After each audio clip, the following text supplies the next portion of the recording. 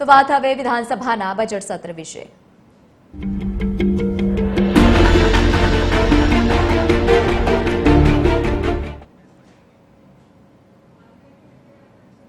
ગુજરાત વિધાનસભાના બજેટ સત્રની કાર્યવાહીનો આજે અંતિમ દિવસ છે।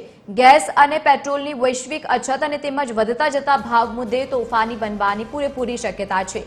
દિવસની શરૂઆત ફરી એકવાર પ્રશ્નોત્તરી કાળથી જોવા મળશે, જેમાં ગૃહ, રમતગમત અને લઘુ ઉદ્યોગ સહિતના અલગ અલગ વિભાગના પ્રશ્નો રજૂ કરવામાં આવશે।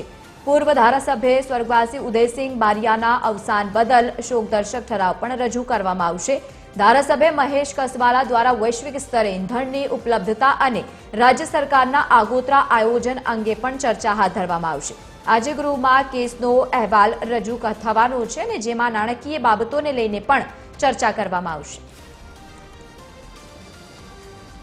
એસોસિએટ એડિટર સોનલ અનડકર વધુ માહિતી સાથે જોડાયા છે। સોનલ, આજે અંતિમ દિવસ છે, આજે ગૃહમાં ચર્ચા પણ થશે અને હોબાળો પણ થઈ શકે છે વૈશ્વિક સ્તરને મુદ્દે જ્યારે આપણે વાત કરી રહ્યા હોય ઓઇલને લઈને, ગેસની અછતને લઈને।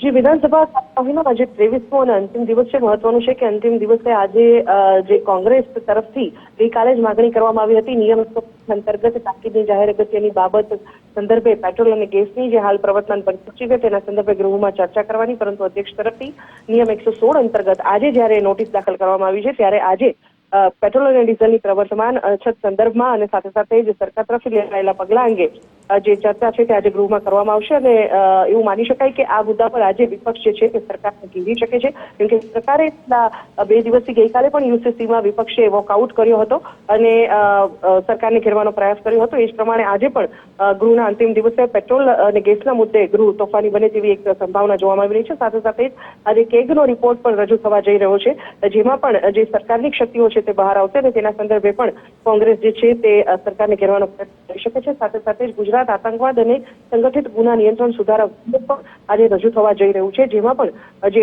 સુધારાઓ સૂચવવામાં આવ્યા છે તે સંદર્ભમાં પણ કોંગ્રેસ આજે તેનો વિરોધ નોંધાવી શકે છે। બિલકુલ સોનલ, આભાર સમગ્ર માહિતી સાથે જોડાવા બદલ। તો અલગ અલગ મુદ્દાઓ પર આજે ગૃહમાં ફરી એકવાર પ્રશ્નોત્તરી કાળથી શરૂઆત થશે।